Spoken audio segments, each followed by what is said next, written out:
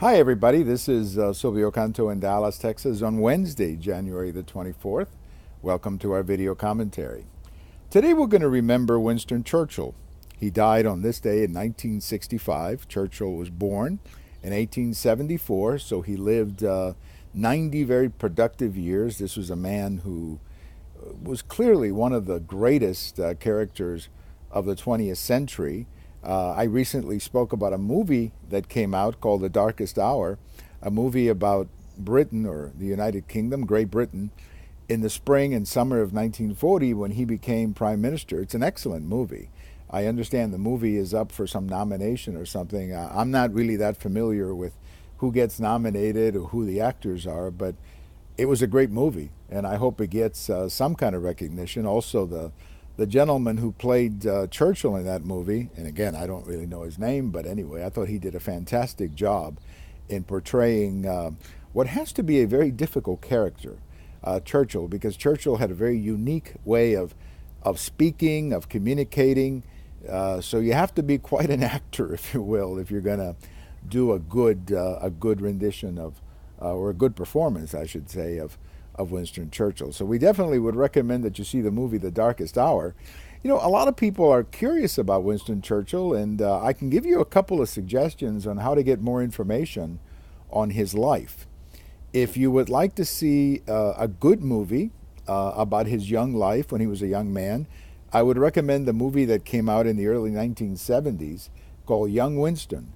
A movie about Winston maybe in his 20s when he was growing up as a boy. He ended up in South Africa fighting a war down there, and it's just a great movie. It's a great movie. At the very end of that movie, by the way, he meets Clementine, the woman who would become Mrs. Churchill, who of course had a tremendous influence in his life. And in this new movie, The Darkest Hour, she is very prominent in that movie, and the lady who plays her does an absolutely fantastic job. So that would be a good place to begin, by watching the movie Young Winston.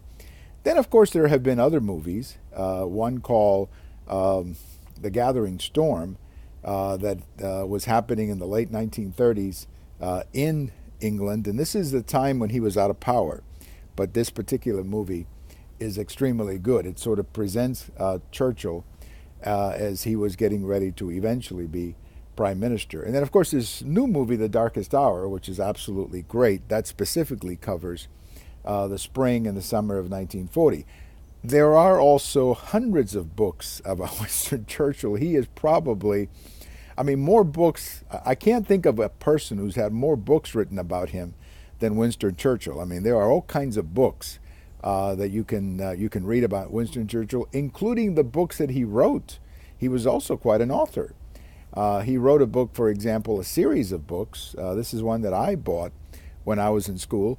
I bought it on paperback. I'm not sure if that's available anymore, but it's called The History of the English-Speaking Peoples, and it's fascinating. You can read about, it's a lot about, of course, the British Empire. So it's a great book. Then there are books that Churchill himself, as I say, wrote about World War II that are just absolutely marvelous. So a great man, a great character, and we remember he passed away on this day in 1965.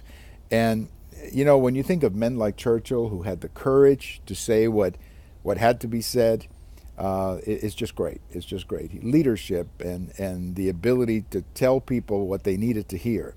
Not what they want to hear, but what they needed to hear, and that's called leadership, and that's why I think Churchill always stands out.